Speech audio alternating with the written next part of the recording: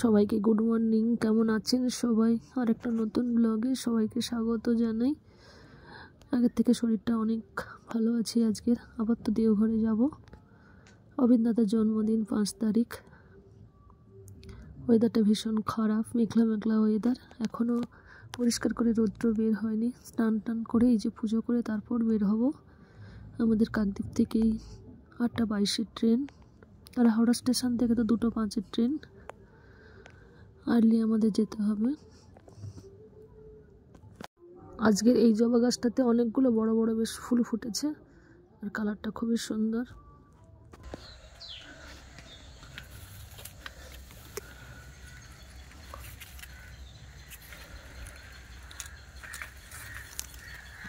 শীতের সময় গাছে একটু কমই ফুল ফোটে এবং ফুলগুলো ছোট ছোট হয়। এই জবা ফুলটা বেশ বড় হয়, ছোট হয়েছে শীতের জন্য। আমরা স্টেশনে চলেও এসেছি, আর আজকের এখনো পর্যন্ত কুয়াশা ভাব। আর একসঙ্গে আমরা 24 জনের মতো যাব দেওঘরে। ট্রেন মনে হয় 1-2 মিনিটের মধ্যেই স্টেশনে ঢুকে যাবে।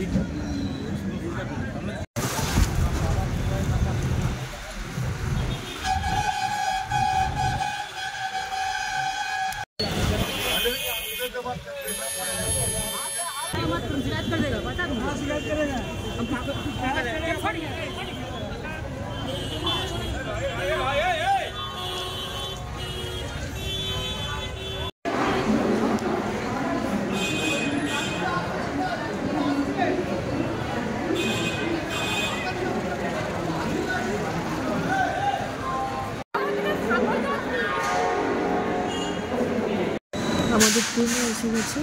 9 নম্বর প্ল্যাটফর্মে আমরা সবাই রেডি হয়ে গেছি। আমরা যাবো আজকে জনশতাব্দী এক্সপ্রেসে ঠাকুরের মতো। আমরা ট্রেনে যেতে যেতে দেখছি কি সুন্দর সবজি চাষ হয়েছে। ট্রেন থেকে দেখতে পাচ্ছি বাঁধাকপি গাছ, ফুলকপি গাছ, ওলকপি গাছ, বেগুন গাছ, টমেটো গাছ। প্রচুর এই দিকটায় সবজির চাষ হয়েছে। আর দেখতেও পাচ্ছি বেশ আলু চাষ হয়েছে। ডান দিকে বাঁ দিকে দুদিকেই দেখতে পাচ্ছি একদম সবুজ।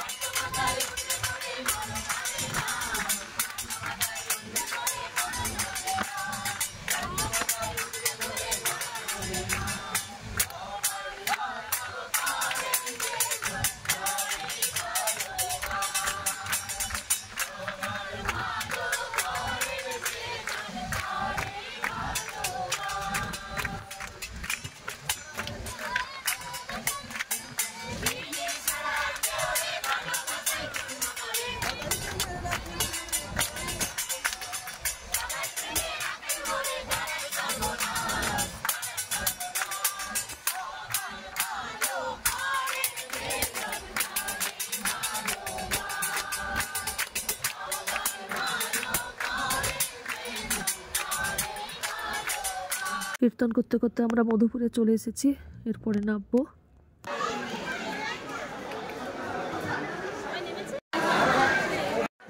আমরা ট্রেন থেকে নেমেও গেছি, আর এই যে সবার জন্য অপেক্ষা করছে এক জায়গায়। ছেড়েও দিয়েছি।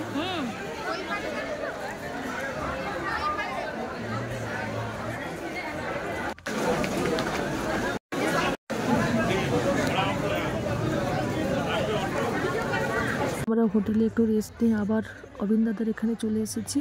আমি তো একটা ফুলের স্তবক নিয়ে এসেছিলাম জন্মদিনের জন্য দিয়ে দিয়েছি, নিয়ে নিয়েছি। জাস্ট ভিড়টা দেখাচ্ছি। এখানে বেগুনি মুড়ি দেওয়া হচ্ছে, চা কফি দেওয়া হচ্ছে, প্রচুর ভিড়। তারপরে আমরা আবার আচার্যদের প্রণাম করে আবার আনন্দবাজারের দিকে যাচ্ছি। কি সুন্দর সাজানো হয়েছে ফুল দিয়ে, লাইটিং দিয়ে। আজকে 4 তারিখ, আগামীকাল 5 তারিখ, 5ই জানুয়ারি অবিন দাদার জন্মদিন। তাই আমরা দেওঘরে এসেছি অবিন দাদার জন্মদিন সেলিব্রেট করতে। কাকদ্বীপ থেকে দাদা মায়েরা আমাদের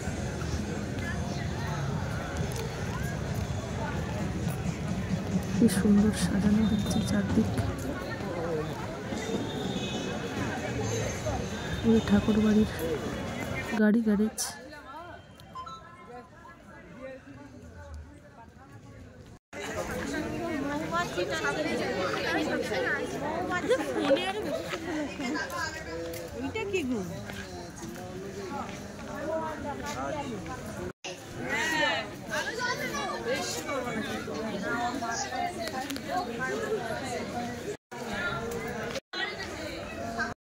এখন আমরা আনন্দবাজারে প্রসাদ নিতে যাচ্ছি। ভিডিওটি আজ এ পর্যন্তই। সবার সঙ্গে আবার পরের ভিডিওতে দেখা হবে। সবাইকে জয় গুরু।